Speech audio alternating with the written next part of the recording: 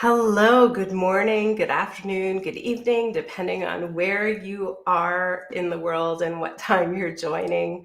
Um, we are live on LinkedIn, YouTube, and Facebook, and I have to say, I'm a little under the weather. You might hear it in my voice. So I'm hoping I can get through all of what I have planned today. This is part two in what should be a three-part series about the 7 elements needed in workplace culture today. And last week, we started the series. I introduced the blueprint for workplace reinvention, and we talked about the first 3 elements of that. And I'm going to continue that conversation today. I'll give you a little brief recap of some of the things we talked about in the first one, and then keep on going. The key topics that I'll be covering today are the three of the elements in the blueprint. One is operational transparency. Another is organizational trust, which is foundational and is built by some of the elements we already talked about. And the third one is digital fluency. Lots and lots of fun. So welcome. If you're here, say hello. Let me know where you're joining from, and answer our regular question. The question is, what is making work awesome for you this week? And for me, what's one of the things that's making work awesome for me this week is we are starting our discovery interviews with one of our new clients. And this is one of my favorite parts of the work that we do. I love getting to activate my exploration value and be really curious about what makes an organization tick and what makes the leaders tick in that organization. So that's what I'm doing this week. That's a big part of my work this week, is a lot of discovery interviews, getting to know our new client really, really well. So let me know in the comments what is making work awesome for you this week. Maybe there's something you're going to do to make work more awesome. Because there's one thing that we always say, and that is you should not be waiting for someone else to make work awesome for you. We all have the power to make work better. So let me know what's making work awesome for you this week.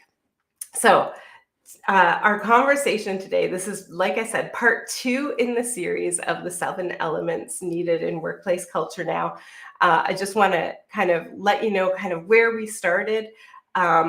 We have known for years, the writing's been on the wall calling for an unprecedented disruption of work and business and life. We've heard the term VUCA for years: volatile, uncertain, complex, and ambiguous, as the world that we live in. And we've seen concepts like holacracy and results-only work environment and self-management and agile practices, not only in the tech world, but across industries and departments. We've seen remote work. We've seen all of these things happening gradually leading up to 2020. And then we know what happened in 2020. We got hit by the pandemic. It was a catalyst for a lot of the things that our organization at Blue Rebel Works and our team have been talking about for years, about really leveling up the amount of trust, the amount of digital fluency, and the amount of agility that we have in organizations. And so we found we were being asked by a lot of our current or past clients, or clients who had been to one of our Reinvent Work summits in the past, what should we do now? They were asking for help on, how to cope with these new changes that they were dealing with. And we started to look at, we were helping organizations, we were looking at what they needed. And the more we looked at things, the more we realized that we actually wanted to rewind and go back to 2013, which was when I co-created something called the Blueprint for Workplace Reinvention together with my colleague, Christine McLeod. At the time, we were producing these events called Impact 99 and the Reinvent Work Summit. And we were talking about the future of work. And we had been doing a lot of research on organizations that were at the cutting edge of the future of work. This was when social media was relatively new. And, what were organizations doing to cope with the disruption that was causing? And as we were helping organizations in 2020 and 2021, we kept on going back to that and going, oh, these same elements are even more critical now. This is now when they really need them. And I just want to say hello to Kelly and to Katie. I see Kelly sharing something that is making work awesome, stepping up job search this weekend. Vision statement, empowered, fun, and fulfilling life. Yes, that is something we've been talking about for years, about what is the role that work should play in our life. And recently, I actually hired employees for the first time.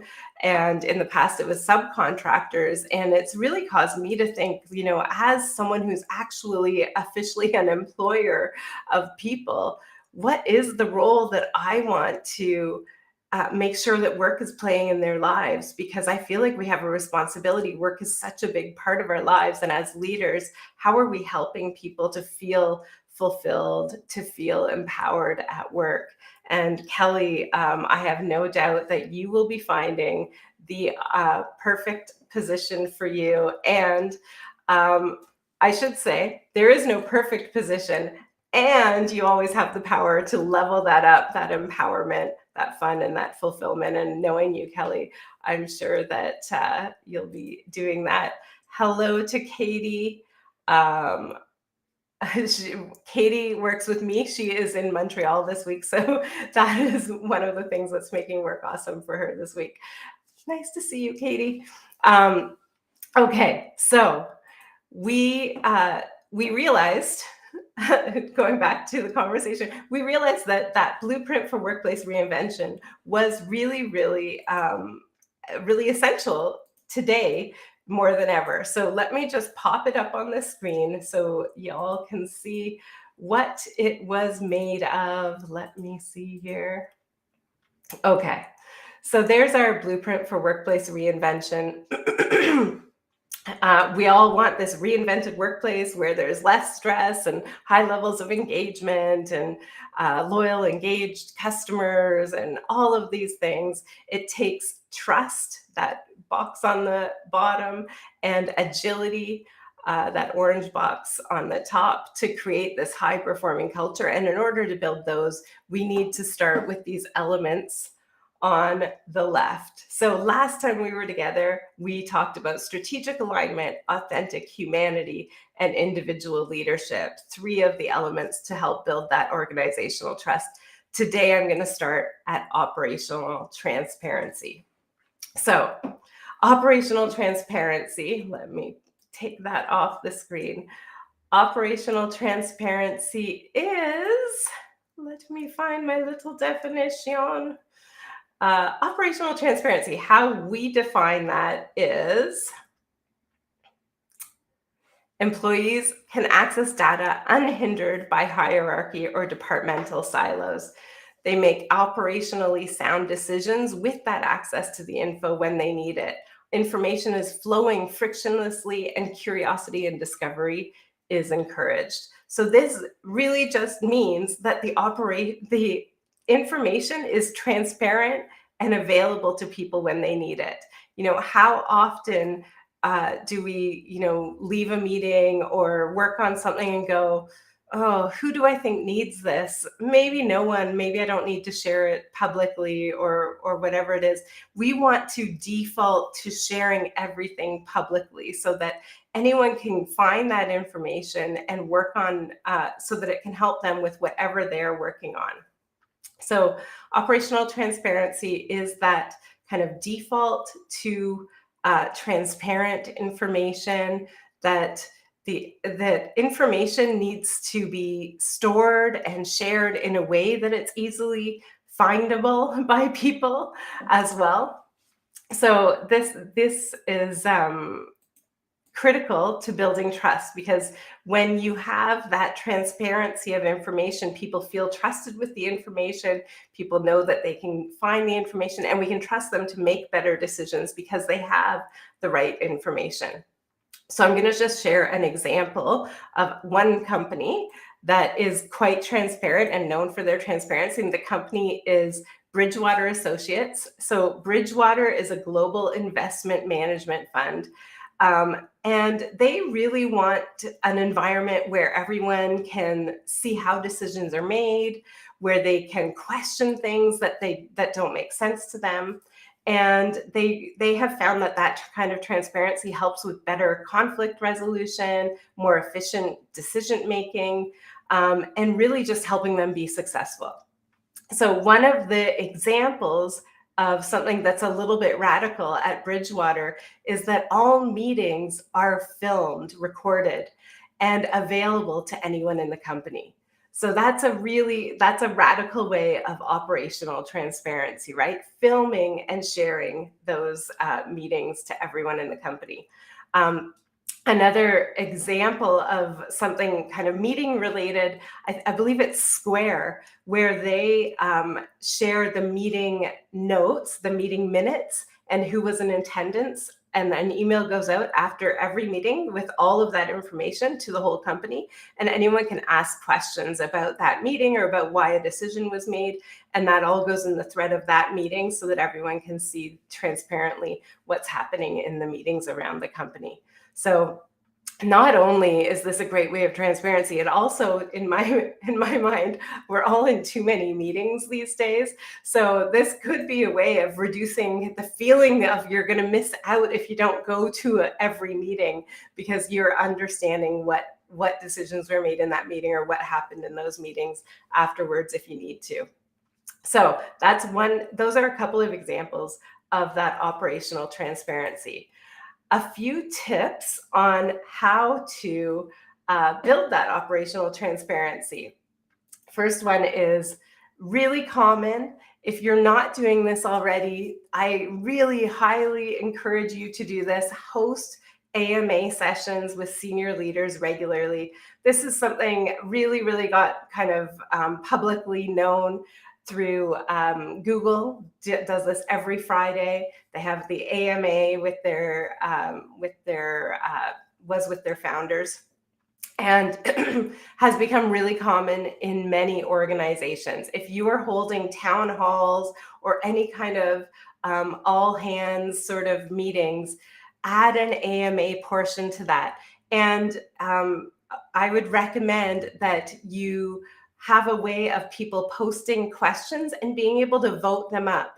And that does mean you have to answer the most voted questions, even if they feel difficult or like something that you'd rather not discuss. So this does force that true transparency.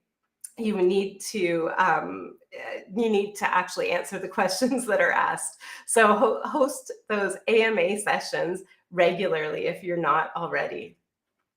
The next kind of tip or example is sort of default to open. So this is something that is often said at Shopify. And so I think I mentioned, when we're leaving a meeting or when we're thinking about, should we share this with anyone? We don't ask that anymore. We just default to sharing everything openly, default to a shared drive, not Google necessarily, but a shared document, a shared place where people can find the information. So default to that sharing. Another tip here is to share the true financial impact of decisions. I think this is something that often gets missed, but can have such a great impact on people's ability to make great decisions and to understand, how their decisions every day do impact our financials. So when team members or managers have budget requests, train them to explain in financial terms how it will pay off. What's the ROI of that request that they have? Also, track the impact of those things and share the results with the rest of the team. make sure that you have a transparent P&L so they can see that, that X thousand dollars goes on this line and affects things in this way. So as much as you can share those things really transparently, you can really level up the financial literacy of your team and that transparency. So that'll help you learn from successes and failures as people spend money and see the impact of it. And you can build a database of those examples for future use. I just want to point out that not all the examples and everything that I'm sharing, but the kind of overview of everything that I'm talking about today is from the Blueprint for Workplace Reinvention. I'm just going to, you can see the ticker at the bottom saying, if you want a copy, this is the ebook of the Blueprint for Workplace Reinvention. It has several pages that define and explain and give tips on each of the different pieces of this model that I'm going through. So if you do want an e-copy of this, this is an ebook we used to sell, but I am just giving it away if you want to just message me or comment with your email and let me know you want the blueprint. I will send you an e-copy of the Blueprint for Workplace Reinvention. It has the overview of the model. It was written in 2013, so some of the examples are not as up to date as maybe I would like today, but it will still give you a great overview of everything I'm talking about. Okay, so let's pop that Blueprint for Workplace Reinvention, the model, back up here, because we've just talked about operational transparency, which was the fourth and final element that we're talking about to build that organizational trust. Now, organizational trust, when we first started building this model, we started at trust. We went, well, the biggest thing that all of these organizations that are on the cutting edge, that are being able to lead, and remember, this is 2013 when social media was a little newer in our organizations. These were organizations that were able to really lead through that social age, that digital age, really, really effectively. What we were noticing was that trust was the foundational element. Now that continues to be true today, but what we realized also was that you couldn't just say, oh, you just have to build trust. It helped to have these elements to help build the trust. This is how organizations were making that organizational trust so key. So these green elements. So we've just covered all of the green elements, and I want to talk about trust a little bit before we pop into our digital fluency element. So organizational trust, how we define that, or how we defined that in 2013 when we wrote this blueprint, was employees at all levels are trusted to speak and act for the good of the organization. Anyone can respectfully challenge ideas and practices for the overall good without fear of penalty. Now that sounds like psychological safety, which wasn't something that anyone was talking about in 2013, but was clear that that was one of the things that organizations were really, really focusing on, building that place where people felt safe to speak up and challenge ideas and practices. So that's a big part of organizational trust, is that psychological safety. We just didn't call it that back then. Sincerity and integrity is demonstrated daily. Now, trust is such a foundation for, we say it is the currency of high-performing teams. It's the currency of leadership. It's critical when you're dealing with customers. It's critical in developing high engagement and productivity.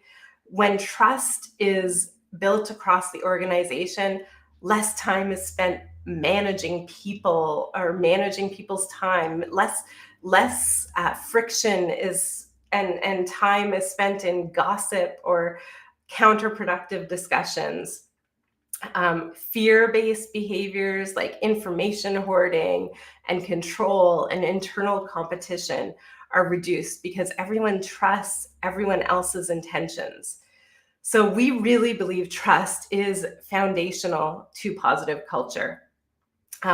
give me a yes in the chat if you would agree that trust is a foundation to a positive organizational culture. Let me know if you agree on that.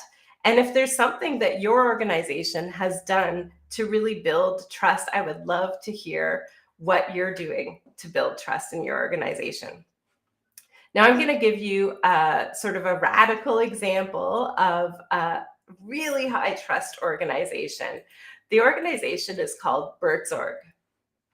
And thank you, Kelly. I see your yes in the chat. So Bertsorg is a local kind of home care nursing business, and it is in Europe. So I want you to imagine just passing all of the decision-making power to a group of employees to run your business in their local community, to do that however they feel is best. That is what they've done at Bertsorg. Each community has a team of 10 to 12 nurses who are responsible not only for providing care, but for deciding everything about the business in their community. What patients are we going to care for? How are we going to plan schedules, administration, finding office space, running meetings, hiring, contacting local doctors, working with the hospitals, what pharmacies to partner with? Everything that this individual teams of nurses make those decisions in their local communities across the organization. They're responsible for integrating care and in the community in the best way that they know to make the business a success. And they've been doing this for years, and the outcome is that they're serving more patients, costs are reduced, patient satisfaction increased.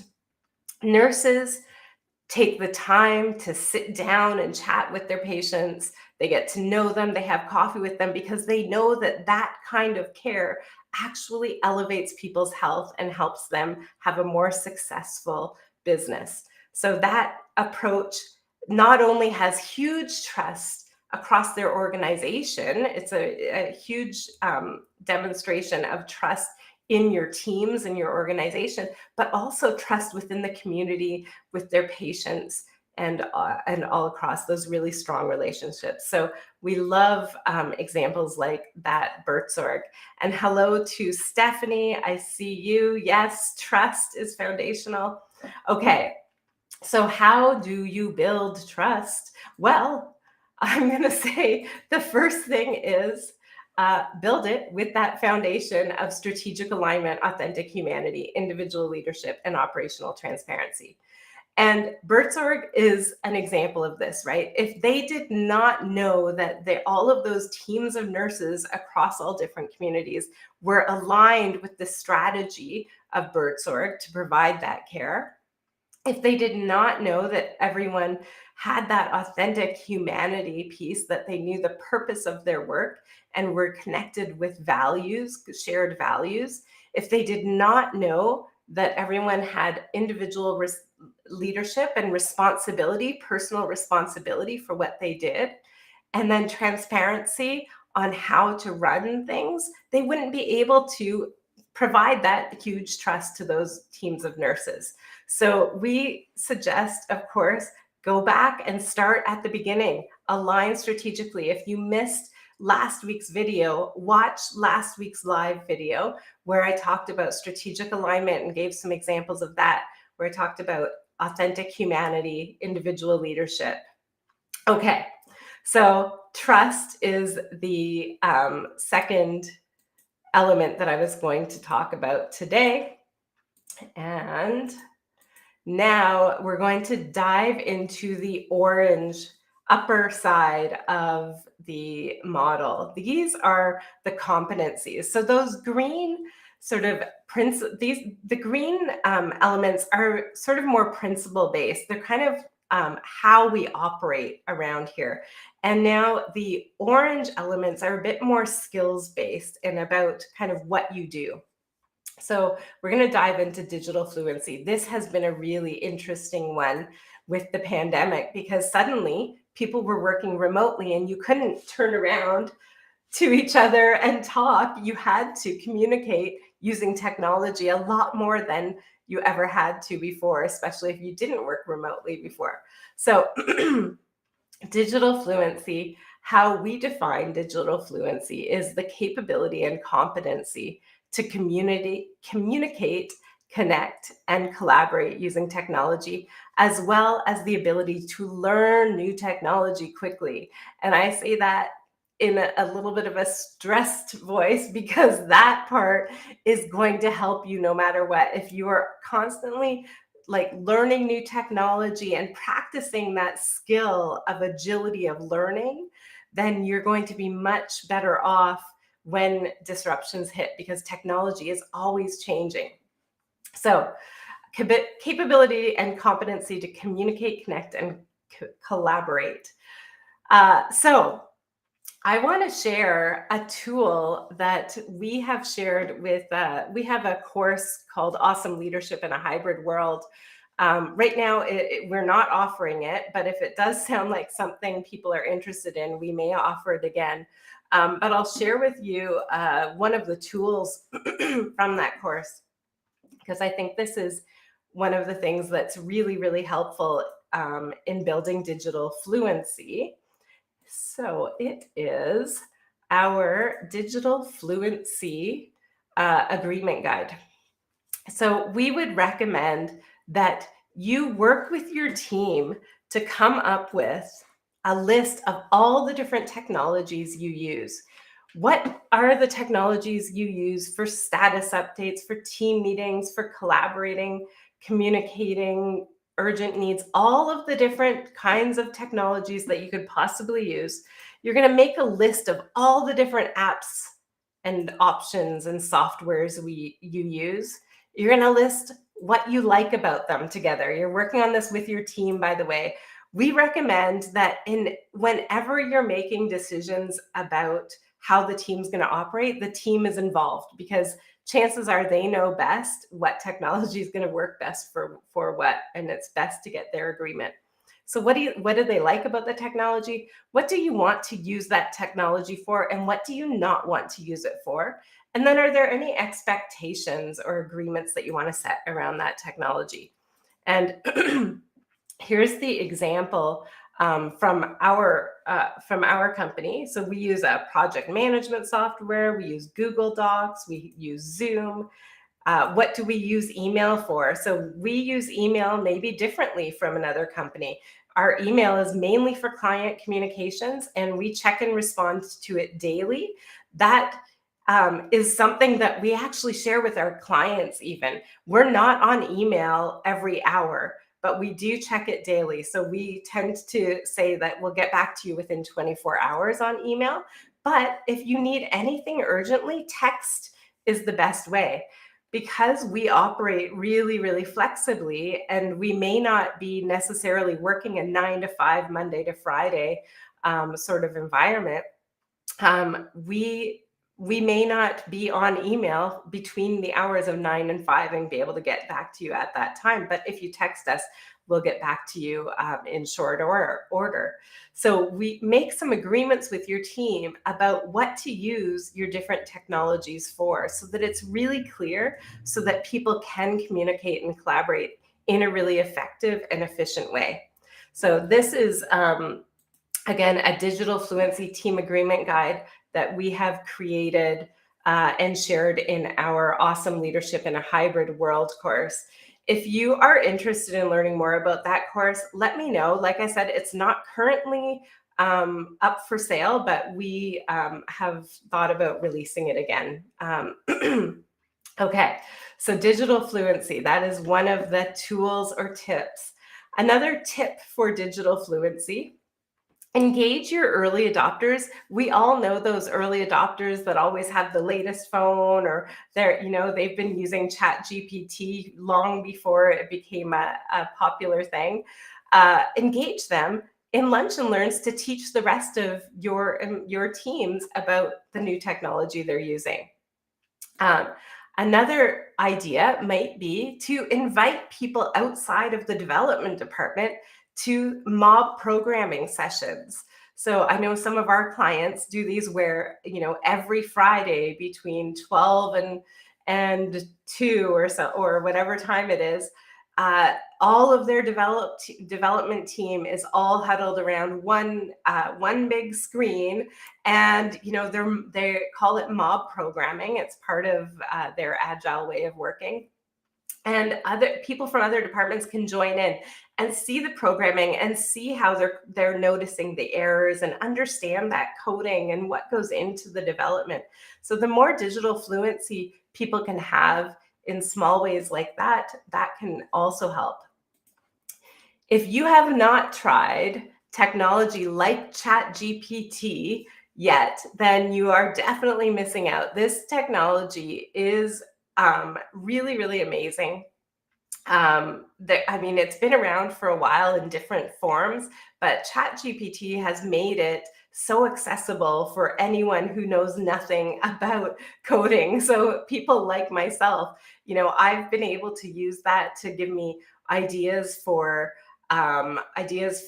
different ways of naming core values, of like competency development, of um, oh, like the sky's the limit.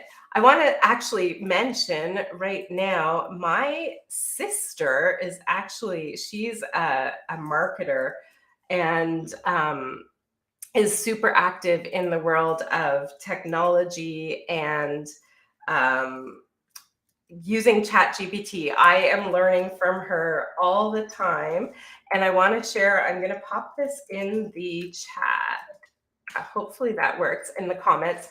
ChatGPT webinar. She is leading a ChatGPT webinar at the end of this month. And I'm just going to point that out to you. It is focused on marketing, but whether you're in marketing or anywhere else, I promise you, you will learn from going to that about different use cases, and how you could use that to really, really make yourself more efficient. It's amazing what this can do, amazing and sometimes scary. And my sister Amanda at Brashberry has been really, really diving in and has been doing a bunch of trainings on that, and really, really, really helpful. So, and then really, I think this is probably the most important piece of digital fluency. And I'm going to close on this final tip on digital fluency, because it's the human side of digital fluency that is so important. And that is the kind of building the ability to have emotional intelligence virtually. There is so much that you can glean from people's facial expressions on a Zoom call, as an example. The little micro expressions that they might have when you're suggesting something, you're going to notice those little like second, like a second of a facial twitch, and you're going to be able to ask, hey, what are you all thinking about this idea? What do you like about it? What do you not like about it? Right? So making sure that you are watching for those expressions on a video call. You also can read a lot of emotions within even texts and chats, and how quickly people respond or don't respond.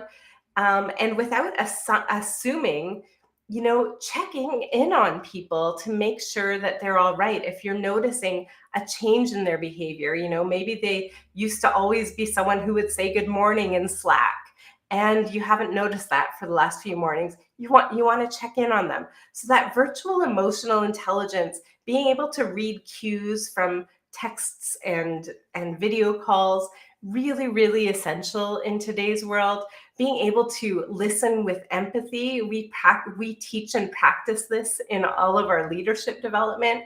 It is a different way of listening than we're used to as leaders, but being able to really empathically listen, especially when you're working digitally, is so, so important. So that building digital fluency, this is the most important skill, I think, in building digital fluency, is that virtual emotional intelligence. And I'm just seeing Stephanie, yes, great point. And I'm sure in that webinar, Amanda will speak to that. Making sure you're fact checking. You can't just take what it gives you and assume it's correct. Right. I would probably use it less for like factual things. And I personally, I use it for idea generation and like helping myself think bigger about like ideas for a blog post or ideas for creative names and things like that. I find it super helpful. Things that I would waste a lot of time on in the past, I'm able to kind of go in there and it's able to really quickly sort of distill some ideas and give me a flavor that I'm looking for depending on the culture of the organization I'm working with too. So really, really interesting opportunities, and definitely agreeing on making sure that you're fact checking. It's just scrubbing the internet, and we all know everything on the internet is not necessarily facts. Okay, so digital, and that's a huge part of digital fluency. Oh my gosh, we could talk all about digital fluency and being able to actually fact check that on the internet. That's a whole bigger conversation because so important nowadays, especially when there's so much misinformation out there. Okay, so we have covered today. Let me pop this back up here. Today we have covered operational transparency, we've covered organizational trust, and we've covered digital fluency. Again, you can get a copy of the whole book. It's about 100 pages. I think it's 113 pages long that covers all of these elements with tips and examples. Just send me a message with your email or comment with your email below. I will send you the book. And I will be here next week, I think, unless it's a holiday.